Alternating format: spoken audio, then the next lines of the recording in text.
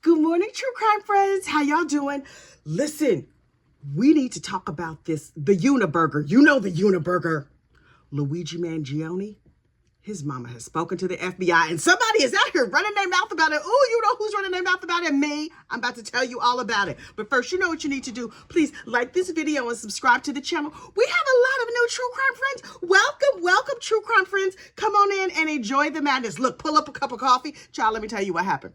So, in case you don't know, last week, Luigi Mangione, the dude who unfortunately unalived the CEO of United Healthcare, got caught at a McDonald's in Pennsylvania, Altoona, Pennsylvania, right? So he's sitting there nibbling on his little hash brown, and somebody was like, that looked like that boy from the news. Boop, boop, boop, boop, boop. Hello, police.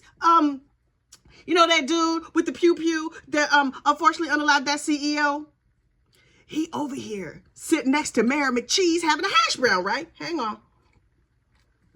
How have I already talked my throat dry? Anyway, so the cops came and they swarmed the place and they were like, hey, how you doing? That hash brown looks delicious. Listen, what's your name? Have you been in New York recently? Please come with us. And they arrested him or whatever. And then they found on him a manifesto.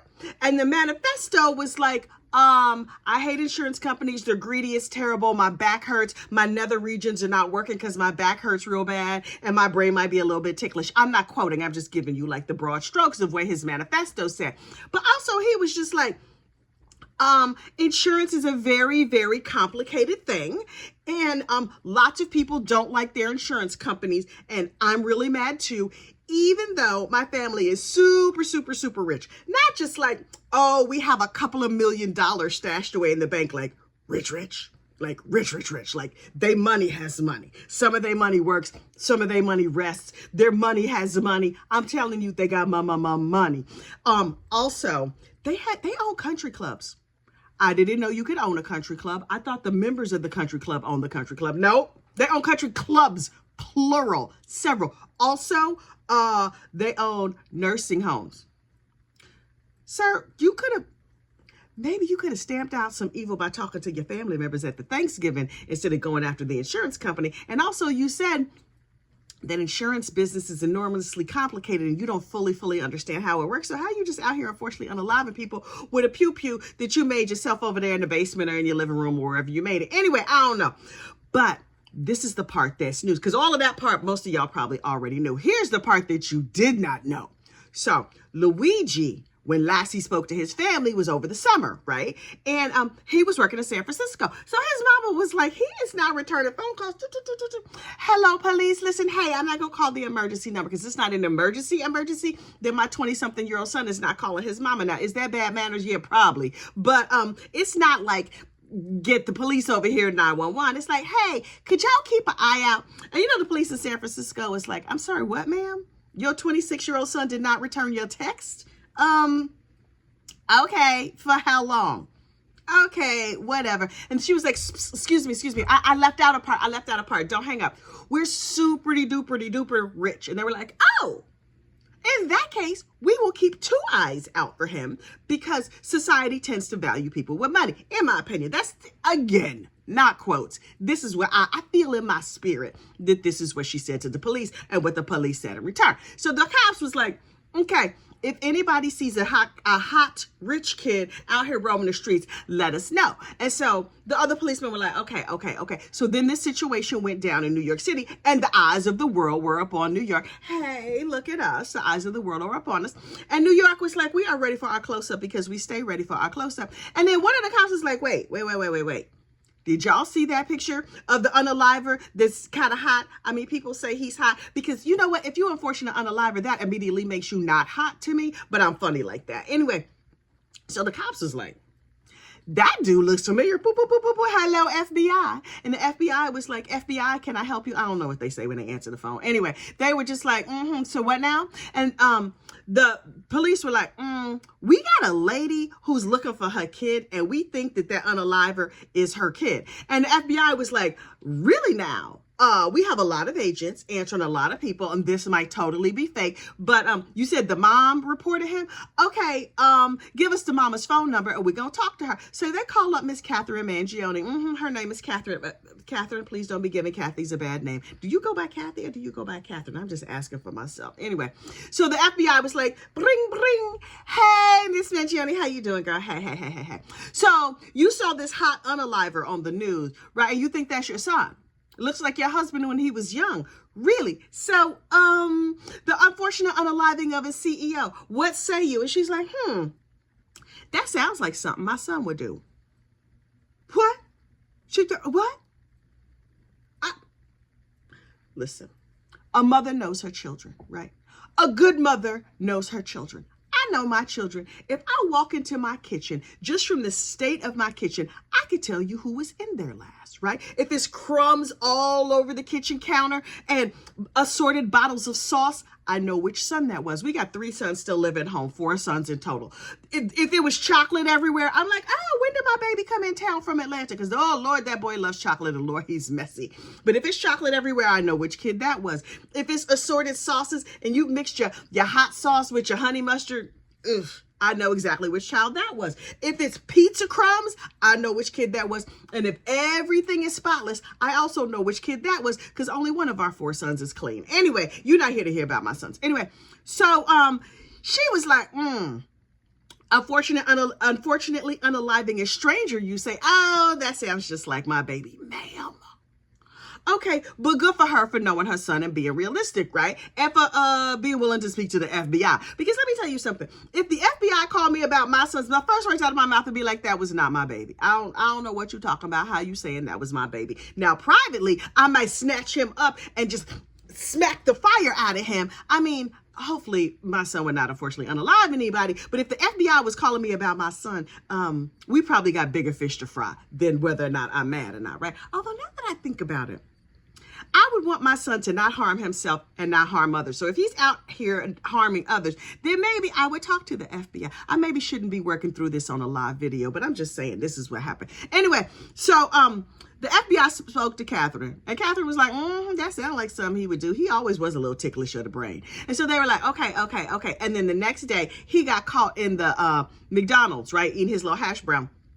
And then when they went back and they double checked, they were like, oh, yeah, mama called us about you. Oh, yeah, she said this sounded like something you would do. And then in my opinion, I'm just estimating, the mama hired that crazy lawyer down there in Pennsylvania. She like 1-800, we in trouble. Hey, sir, I saw your ad in the yellow pages and on a park bench and on, you know, the YouTubes or whatever on Google. You were the first lawyer to come up. Can you go just help for the arraignment?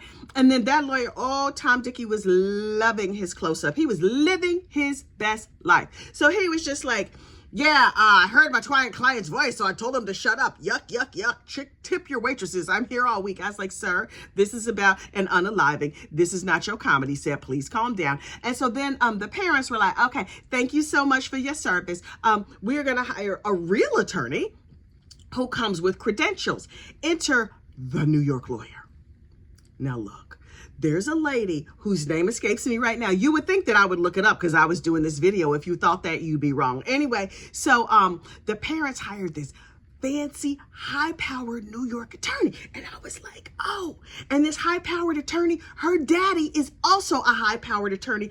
I believe her father is like P. Diddy or Jay-Z or somebody fancy's lawyer. Somebody fancy, you know what I'm trying to say. He's a fancy lawyer to some like rich and famous people. So the mama called that firm and she was like, hey, I have a son who's a little bit ticklish of the brain and he might have unfortunately unalived that CEO. Y'all want some good press? I mean, y'all want some of our money because we can afford to pay you. Please, somebody go help our son. And so this fancy New York lawyer lady is also a commentator on one of the news stations. I think it's CNN, but don't quote me. Anyway, so when she was on the TV, she was just like, well, I think that this person is probably out of his mind and probably will, you know, he needs an NGRI, meaning not guilty by reason of insanity. He's a little ticklish of the brain. He needs to go down to the nervous hospital, right?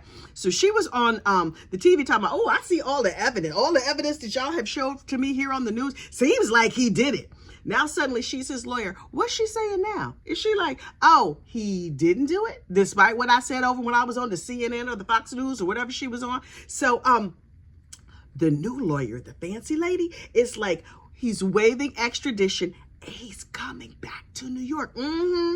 The little, park bench lawyer was like, he's not waiving extradition. They're going to have to fight him. Sir, please have all the seats in the world. Here's your $35 for appearing on the TV and, go and take your check and go. So we're going to bring in the fancy New York lady. And so now Luigi is coming back to New York. Now, listen, I don't know how Rikers going to treat him. They do a lot of stuff down there to the Rikers Island. It's a whole island by themselves, and they bake bread. And I think they also make shoes. I'm not sure. I'm not trying to be too much up on what's happening on Rikers Island. Anyway, Luigi is coming back. His mama is talking, but not to us, the general public. Catherine Mangione, if you would like to come on Gossip, Rumor, and Innuendo, we would really, really, really like to have you here. I will ask you all the ridiculous questions that other people won't ask. How much are y'all worth? Who made that outfit you're wearing right now? Did you raise Luigi to be an unfortunate unaliver? What are the other kids up to? Is he just like, was the pressure of the private school and the fancy education, was it too much for him? Was his owie on his back and his not working PP, is that what caused him to get a pew-pew? Is he like, clearly he's an incel. He thought he was an incel before. He gonna be super incel over there at Rikers. And if he's not, he not gonna like the not cell that he get. It's not gonna go good, Luigi. Sir, if you wanted good health care, the prison system is maybe not where you should have gone. But listen, don't go by me. I don't know. There will be more to come on this story. But I have Luigi, right? Just between me and you, got a quick question.